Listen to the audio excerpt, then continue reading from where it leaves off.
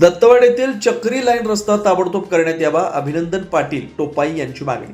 दत्तवाड तालुका शिरोळ येथील बायपास चक्री लाईन रस्ता ताबडतोब करण्यात यावा अशी मागणी दत्तवाड येथील अभिनंदन पाटील टोपाई यांनी केली. या रस्त्यासाठी भागातील शेतकऱ्यांची व ग्रामस्थांची मागणी जोर धरू लागली. काल 10 जुलै रोजी ग्रामपंचायत व त्या परिसरातील शेतकऱ्यांच्या वतीनं भूमी अभिलेख कार्यालयाकडून मोजणी करण्यात आली.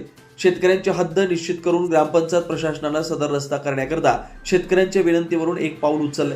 तशाच पद्धतीनं ग्रामपंचायत प्रशासनानं गावठाण हद्द निश्चित करता ताबडतोब भूमी अभिलेख कार्यालयाकडून मोजणी करण्यात येऊन गावठाण हद्दीची देखील हद्द निश्चित ताबडतोब करावी. नोंद असलेल्या रस्त्यातील अडथळे ताबडतोब दूर करून हा रस्ता रहदारी करता खुला करण्यात यावा अशी मागणी सुद्धा शेतकरी अभिनंदन पाटील यांनी केली. हा चक्री लाईन रस्ता झाल्यास पेट लाईन रस्त्यावरील वाहतुकीची गर्दी कमी होऊन ग्रामस्थांचा त्रास कमी होणार आहे. सर्व शेतकऱ्यांना या रस्त्याचा खूप मोठा फायदा होणार आहे. त्यामुळे मान्य तहसीलदार, ग्रामपंचायत प्रशासन यांनी आम्हा सर्व शेतकऱ्यांची व ग्रामस्थांची दखल घेऊन दत्तवाडमधील चक्री लाईन रस्ता ताबडतोब करावा अशी विनंती त्यांनी केली.